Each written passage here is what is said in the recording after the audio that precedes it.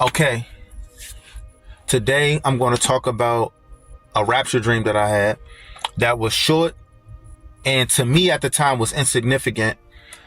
Hence, that's why I didn't put it out earlier or didn't say anything about it.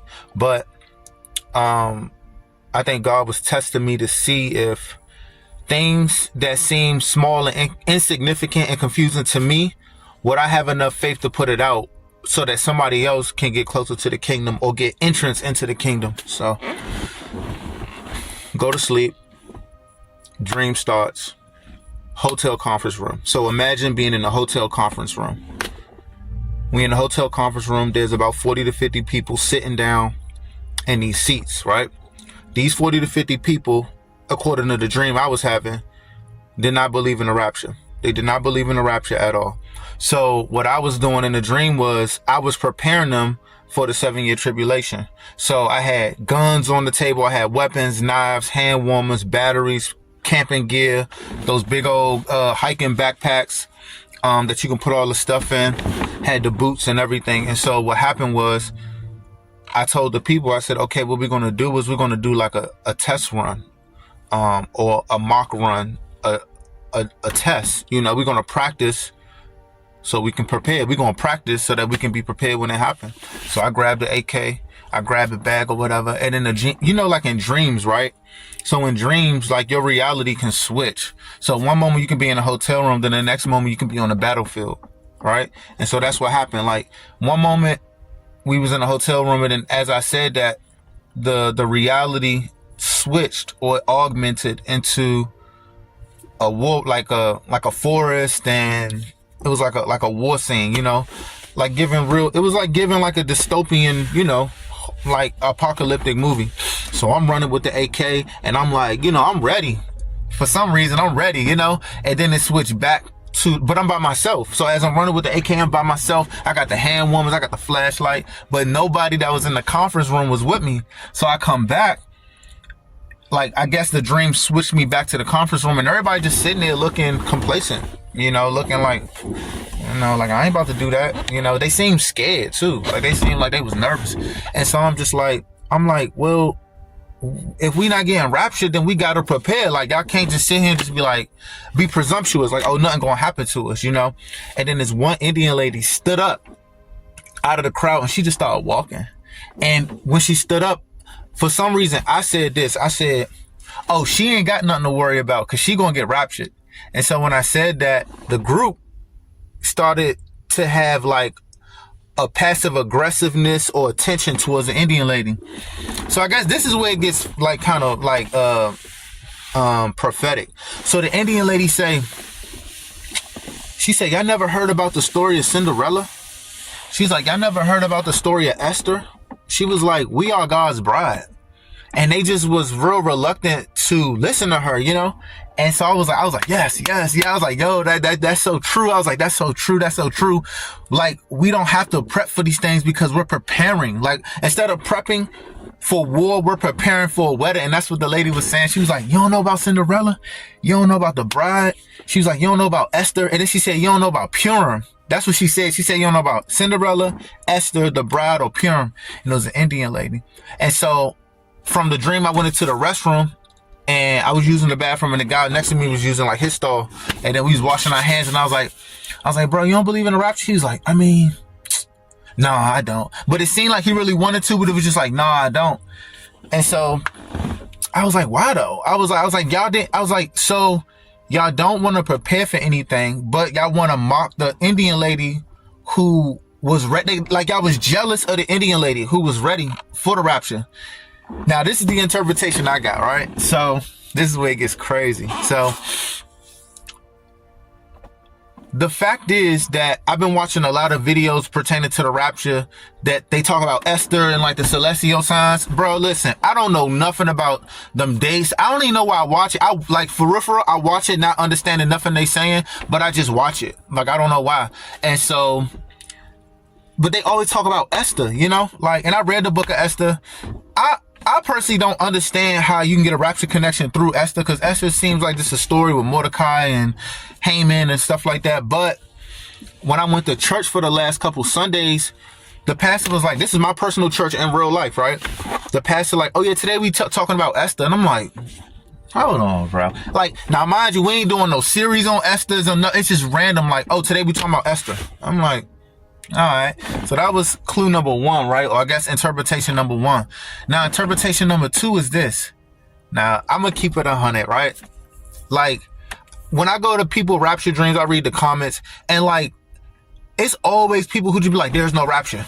There's no rapture. Like, it's always like, it's so funny. People who believe in the rapture, like the rapture is like the most hated doctrine, not only in the world, but also in the church. Like, and like, I've always had this train of thought. Whatever is the most hated is probably the most true. You see what I'm saying? So it's like, I just see so many people making fun of the rapture, or there is no rapture. You need to prepare. Like, oh, people who believe in the rapture are scared of the tribulation. You need to prepare. Like, it's like this arrogance, like, you a punk. You see what I'm saying? Like, you scared. You want to run away from adversity or whatever. And so I see that. And sometimes I be commenting back, and I always ask this question to the people in the comments. I say, how do we prepare for the 7-year tribulation? And then, like, this is the contradicting part. They say, oh, no, like, you don't got to prepare because God going to protect us. But if God going to protect us, why do we need to go through it? Oh, but we need to go through it because we got to die. We got to get killed and martyred for our faith. But then when I say, so how do we prepare to not take the mark of the beast? To, I guess, duck all those crazy seal judgments and trumpet judgments and bowl judgment. Because mind you, the Bible never said in Revelation, oh, the church gonna be spared through it. If you read through the 7 seals, everyone getting a piece of it, except for the 144 who are Jewish males, virgins, I believe, that are sealed. And then the Bible even say, like, the Antichrist is going to have power to overcome the saints. And then all the martyrs under the thing. So, I mean, all of the martyrs that's under the altar crying out. So, I guess I've always seen a contradiction with people who, like, mock the rapture. They mock the rapture and they say, well, you're not tough enough to go through the tribulation. But then when you ask them how to prep, they really don't have no answer because there's no way you can survive through the tribulation. So then they go back to say, oh, well, we're going to be protected through it. So, but it don't make sense because if we're going to be protected through it, why wouldn't Jesus just take us out of it? Right? And then they have no verse to back up that we be protected through it because it literally says that the Antichrist is going to kill us. Like, you know, like, we're going to get beheaded. And if you don't get beheaded, you might die from the nukes. You might die from the poisonous water. Like, there's no real protection. And I mean, it's so, and what's so funny is, like, it seems like people who mock the rapture, like, it's never like an actual, like, solid reason. It's just more of like this, like, opinionated, like, oh, y'all scared. Or y'all just have an escapist mindset. Or the rapture is an American evangelical thing. And I'm like, bro, I've been to the Philippines and people talk about the rapture. I lived in Jamaica for a year and they talked about the Lord's coming. So it's like, can we get an actual, like, like, real substantial argument against the rapture, except for just like, oh, you scared? Or the people that believe in the rapture are going to fall away. Like, just these, like, presumptuous opinions that's not coming from any facts, you know? So I hope I didn't lose anybody in that. But I just say that to say, like, the tension in my dream from the lady who got up and walked out, it was like she believed in it, and then, like, as she saw the confusion, it was like the Holy Spirit probably spoke to her in the dream. It was like, you don't have to worry about this. You can just get up, go, you know, and prepare to be a bride. And when she did it, you can tell that they was, like, upset about it. You see what I'm saying? So that was a dream. And then, oh, and the last thing is, so I'm scrolling on YouTube, and then there's an Indian lady, right? And I'm gonna pin her name to the top of the comments, but there was an Indian lady who literally was talking about a rapture dream she had. And so this is how you know when God is, like, speaking through you, right? Or speaking to you. So I didn't forget about this. I remember the dream, but I didn't think too much about posting it. But when I saw the Indian lady, it was like instantly, like, the Indian lady in the dream popped up. So I watched it. I didn't even watch the whole thing. I was just like, this her. I commented on it. She responded. And then I was like, all right, I got to make this video now. So I guess I say all this to say this, like,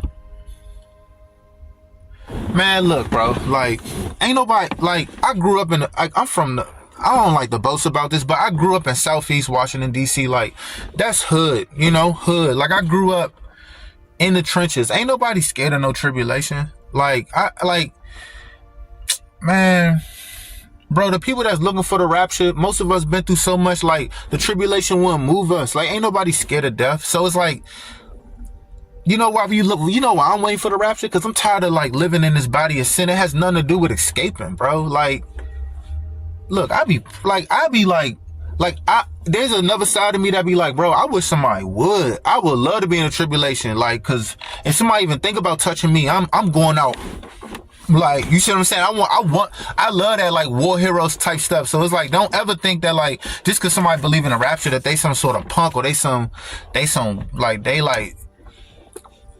a punk, bro. Like, you know, they scared. Like, it ain't like, first off, that's a presumptuous opinion, and second of all, most of these people been through so many things that they ain't scared of nothing. Like, we ain't got to be scared of nothing. So even if we was to be left in a tribulation, like, it's nothing. We can go to war any day, and I get to die and go to heaven. So I get to die a heroic death and go to heaven. Like, death don't scare nobody, especially when you standing up for something. But it's like, man, we want the rapture because we try and get up out of this body of sin. Like, and I guess I can get personal too. Like, the Lord revealed the rapture to me in 2022, right? So, you know, I'm all on my Instagram. I'm like, bro, it's coming, it's coming, it's coming. Little do I know, it's been hell for me, bro. Like, I mean, Satan been on my head. You know, it seemed like ever since I started watching, like, I've been more obedient too. Like, the rapture helped me, like, give up my I don't know if YouTube gonna strike me for this, but I struggle with lust, particularly looking at explicit videos. I don't want to say the other word because they might, strike it up. Y'all know what I'm talking about, bro. I be looking at the explicit videos and saying, like, so when the rapture dreams came to me in 2022, like my whole, I've been doing so much better, y'all. I'm talking about, it went from like 80% to like 30%, which is 50%, and that's good, but it's still like that 30% I want to be gone. There's still residue of sin, and it's like, that's really the reason why we try and get up out of here. Like, I'm in school right now for cybersecurity. Like, they like, oh, you're gonna make 6 figures and all that, but I'm like, deep down, like, bro, I don't care. I'm trying to go home. Like, but I still gotta take care of my family. I still gotta, like, I don't see no future here. Like, so it's like, when you like, it's like, stop thinking people want the rapture because they want to escape the tribulation. We already in tribulation. It's people out here losing their kids, they husbands, they wives. It's people already dealing with that. Like, please stop making that presumptuous opinion. Like, oh, we just want to escape. Escape what? We here.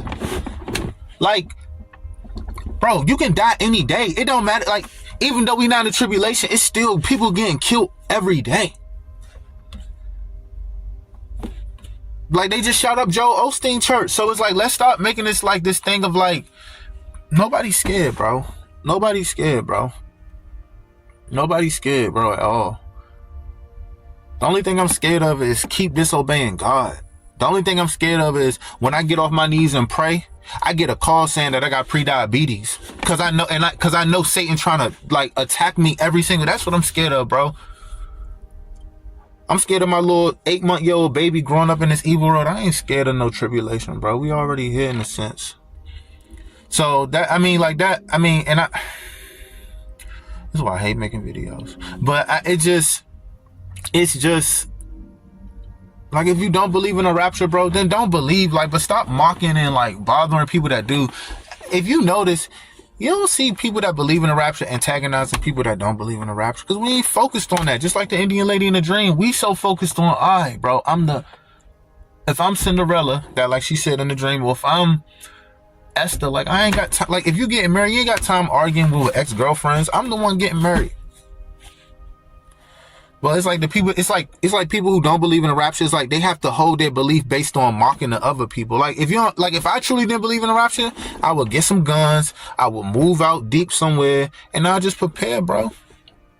Like, I wouldn't spend all my time like, well, let me see what the people that believe in the rapture are talking about, so I can try to disprove them to make me feel more confident that there's not a rapture, because deep down I want it to be a rapture, but it might not be happening in the time frame that I wanted to, so therefore I'm going to start mocking other people.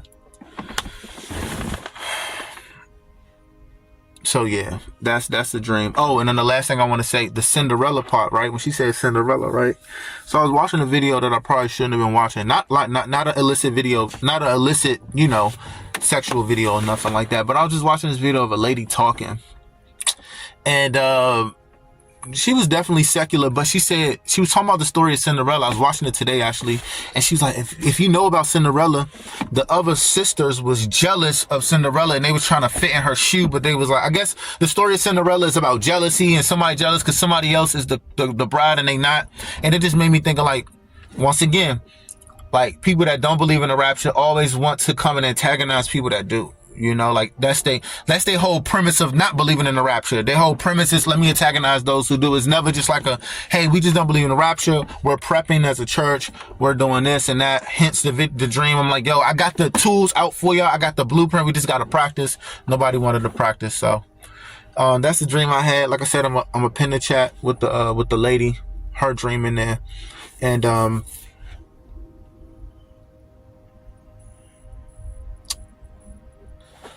I guess, man, I guess my only thing to say is, like, just walk in your calling, you know, like, look, God, I mean, just do anything for God. Like, even yesterday, I was walking up to the steps in my house and my neighbor said, can you help me, bring my couch upstairs? Man, I'm like, all right, sure. I go in there, big old 200-pound couch. We breaking down his walls, and I'm like, and God just like, these are the little things I want you to do. So, you know, like, I always be like, God, I'm not doing enough. Like, and then you do something, and then you like, yes, I'm doing what I need to do. And then 2 weeks later, like, I ain't doing enough. You ain't gonna never do enough, because Christ did it all for us. But just some little things, you know, like, you might not have the boldness to get out on the street and preach or walk straight up to somebody and say repent, but you might have the boldness to be like, hey, bro, I got $10 to my name. This dude asking for $5. I need that $5, but I'm gonna trust God for the 10, for another 10 or for 20. So I'm gonna give him the $5. You know, or I'm gonna tell you something else that God appreciates. So it be some nights, right, where, like, I want to watch those explicit videos, not even because like my pleasure hormones are like moving up and down in me, just because, like, I be so stressed out, bro. I'm a father, I'm a husband, you know, I take care of everything in the house, you know, like, and then I got all these other problems like the pre-diabetes call. I mean, I be having a lot of stress, you know, and it's funny because, like, Satan don't tempt me with, oh, go smoke some marijuana, or go punch a hole in the wall, or go drink some liquor. It's always the same temptation. Go watch those videos, right? And then, like, I say, you know what, Satan, I'm not gonna do it. And you know how Satan work? I say no to Satan, I pray, and then I stay up all night. It's like, it's almost like it's almost like your physical body gets upset that you're not giving it the pleasure it wants. So then it causes you to be uncomfortable. And then it's like, I'm getting all upset. I got these random, like, just irritational, like, vibes in my body because I'm saying no to sin. And, you know, God's saying, like, you trust in me in a moment of uncomfort. And so I just want to encourage anybody, like, when you say no to weed or explicit videos or texting that person to go, you know, whatever, or marijuana, but then when you say no to it, it seems like your life getting worse and you still saying no. And sometimes you might be like, dang, God, are you being unfair to me? Are you trying to force me to do this? But you still saying no. That has a heavy weight in the kingdom too. So just remember that, bro. Like, when you say no to something, look, even if you say no the first 2 days and you mess up on the third day, them 2 days God is looking at. He ain't worried about the third day. He worried about them 2 days. And I'm telling myself that. So I had a rapture dream. And God love y'all.